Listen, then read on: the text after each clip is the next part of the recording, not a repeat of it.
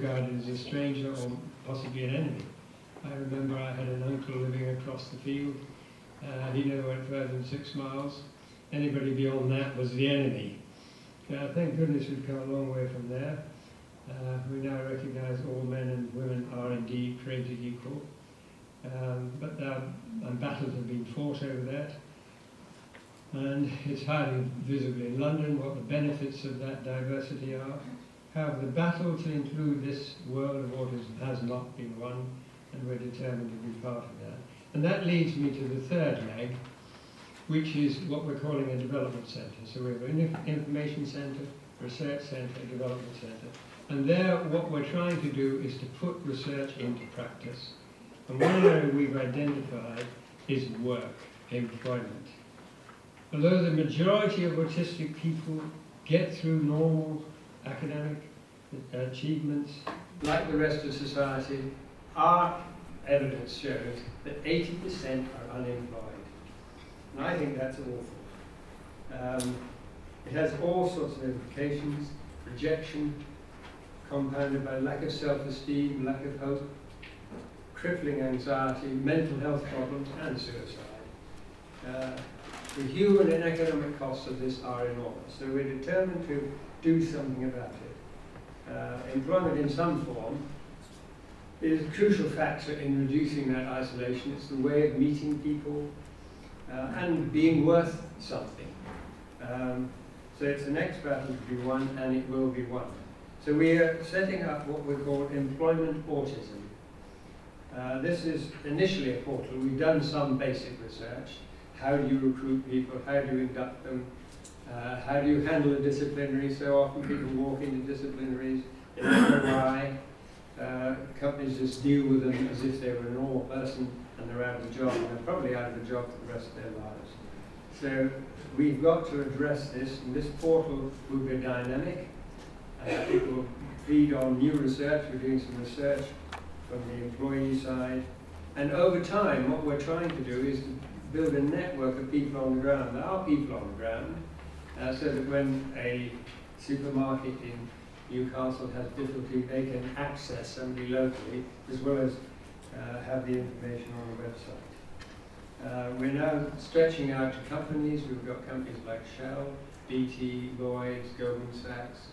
We want the big companies to support this. We want it at the HR level. We want it at the chief executive level. We've got to change this culture. It's not going to be easy. So we're now set up to make significant progress in alleviating these unnecessary hardships faced by autistic people. And if we can work together in this next important phase, we will be able to reduce the impact of the disabilities and address the miseries of exclusion. We have some important goals to achieve. We hope in the process to calm the sufferer's wail and pause the parents' cries.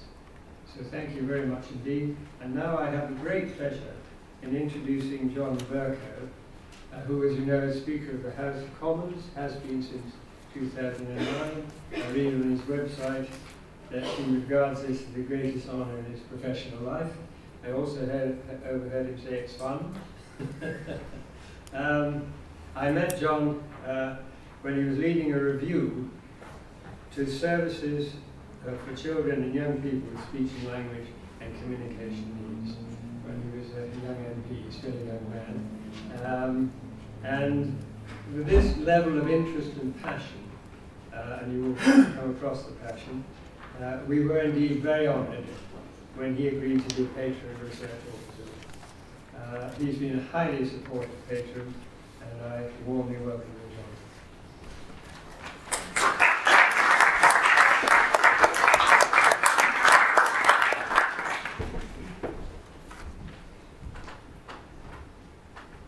Geoffrey, thank you for the characteristic warmth and generosity of that welcome, which I hugely appreciate. And welcome to each and every one of you, ladies and gentlemen.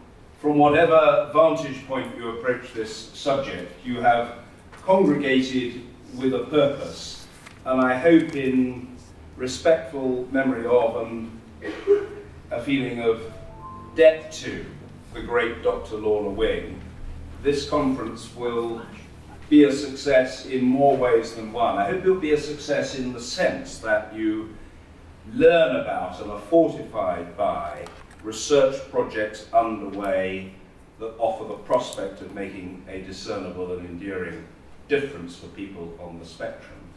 I hope too that the conference is a success in the way in which conferences of this kind ought certainly to be a success, in providing an opportunity for new relationships to be forged, new contacts to be made, and new opportunities perhaps for people to work in an interdisciplinary way across their different sectors to try to broker improvements in the quality of provision for and therefore the lives of people who sit on the spectrum. Geoffrey mentioned just now that I had undertaken a review of services for children with speech and language difficulties, which is true. That was between 2007 and 2008, reporting to the then Children's Schools and Families Secretary Ed Balls and to the then Secretary of State for Health, Alan Johnson. You will understand, if you think of someone who was uninitiated in anything other than the simplest concepts, where I stood at that time. I was aware of the problem of SLCN, as we called it, speech, language and communication needs, and SLCD, speech, language and communication difficulties. I hadn't at that point made the connection which professionals in this audience and many people living with autism and parents of people on the spectrum would have certainly made between speech and language difficulties and autism. There's a very obvious connection that I was, in a sense, operating, I suppose, within the speech and language silo. But very quickly, the link, not absolutely axiomatic or predictable, but very common, became apparent to me, and the interest in the one subject spawned an interest in the other subject. Secondly, I will say, as far as my personal experience is concerned, so that I didn't seek to hoodwink or mislead you in any way, that so much of what we are inspired by and choose to take up in our professional lives, and certainly it's true in parliamentary life, is spurred by personal experience. And I will be absolutely honest with you and say that for many years as a constituency member of Parliament, I dealt with and tried to provide help to people who came to me, either to my surgery or who came to me through correspondence, on matters appertaining to special educational needs, provision or disability, to the best of my ability. But I did so uninformed by any particular personal experience. And I suppose if I'm really honest about it, I hope professionally and I hope competently, but not with any special passion, because it wasn't something that had touched me. I'm quite sure I can say, without fear of contradiction or any offence being taken by either of them, that Gordon Brown's interest in disability was dramatically increased when he and Sarah discovered the experience of their own son. And they may not previously have taken a particular interest in cystic fibrosis, but thereafter they did so. Similarly, our Prime Minister dramatically intensified his interest in the whole field of special educational needs and disability, assistance for people with cerebral palsy, as a result of the experience of being loving parents to Ivan. Well, in my case, we have 3 kids. Despite my vast age, our kids are pretty young. We have kids of 11, 10, and 7. And our eldest child, Oliver, is on the spectrum. And Sally was the one who first sensed, my wife, that there was something wrong when, at the age of 3, he couldn't lick or suck or blow or babble. And we thought there was something rather curious about this, and we tried to lever in help through the NHS and through the education system, and we dedicated ourselves to ensuring that he had the provision that he required. And it turned out that he didn't have pragmatic language impairment or anything like that. He simply had delayed speech. He has comprehensively made up for the delayed speech in the subsequent 8 years.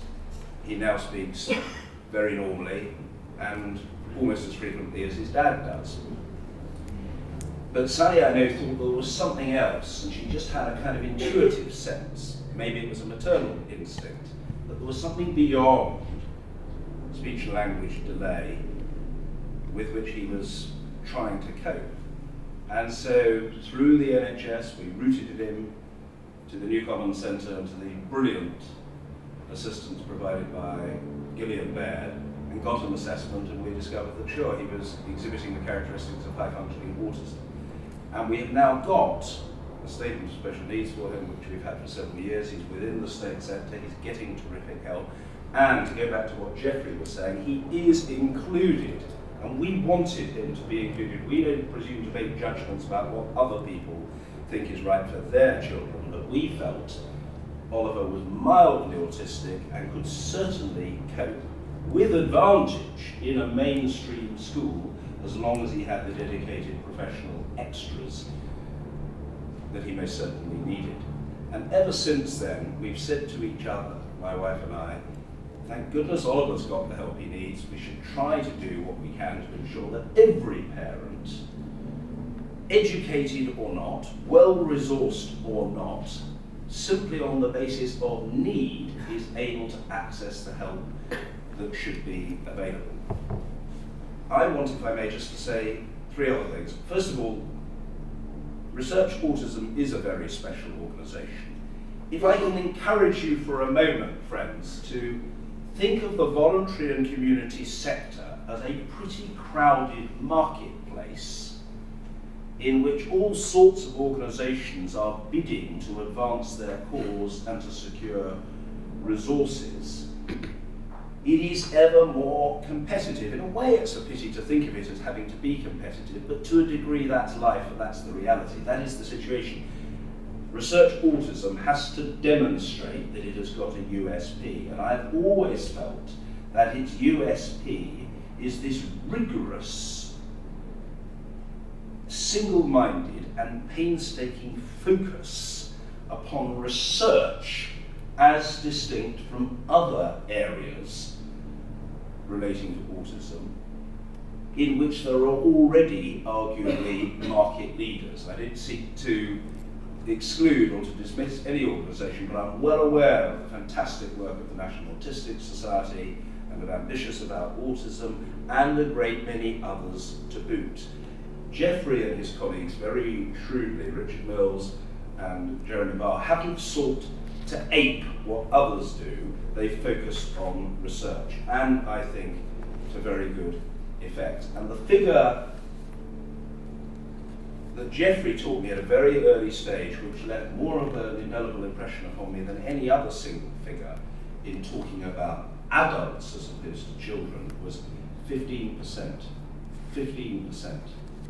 15% it was only of adults with autism in sustainable employment. And that, if I may say so, is not just a human tragedy for the individuals concerned, but it is in fact the most damning indictment of the country as a whole. Because the point I've always tried to make, like most of the points I make, no doubt a very prosaic point, but still a valid one, is that providing help for people on the spectrum isn't just, or even necessarily mainly, ladies and gentlemen, about being nice and decent and humane, though there's no crime in that. It is, sure, something we want to be part of our DNA as human beings and as a country, but it is also critically about trying to maximise the advantage to UK PLC, and we're losing out on a mega scale if people who could contribute to society, who could do productive work, are excluded from the workplace because of ignorance and an unwillingness to take people on and to nurture them and hone their skills. Recently, after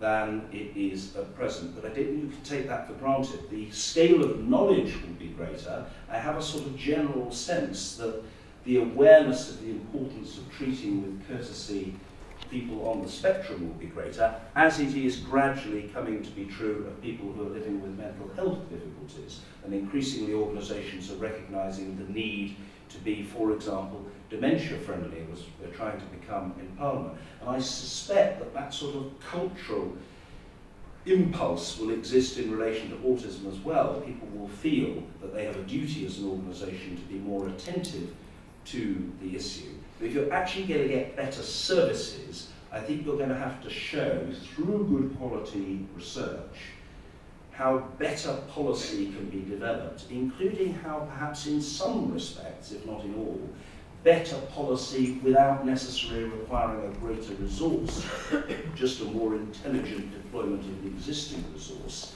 can be achieved. Ladies and gentlemen, you've heard quite enough from me. I just want you to know I'm a huge fan of Geoffrey. I think he does the most wonderful work. Research Autism does a fantastic job. I'm a big admirer of Jane Asher and the work that she does at the using her high profile on behalf of the National Autistic Society to do, and so many of you who help in different ways. You know, you are the heroes and heroines of this sector. And my parting shot is to say that I have a rather agreeable set of rooms in Parliament called Speaker's House, and typically I host 3 or 4 functions there every week when the House is sitting. These days, partly for reasons of age of austerity and partly for reasons of probity, I can scarcely finance anything of any significance from my own budget because it's taxpayers' money. But if you want to stage an event, either for purposes of awareness raising or appreciation of those who have donated funds to you, in Speaker's House, Geoffrey knows where I am, and you are always welcome to come to Parliament to showcase your work and to be properly thanked and celebrated for the importance of that work to the lives of people who would otherwise be beleaguered and feel abandoned. The work I did on speech and language was frankly more rewarding than anything else I did in Parliament before I had the privilege to be elected Speaker. And similarly, championing the cause of people on the spectrum I regard as partly an obligation and partly a privilege. And I'll leave it at that. You're going to hear from some wonderful speakers today, and I wish you Godspeed in the period that lies ahead. Thank you very much and good luck.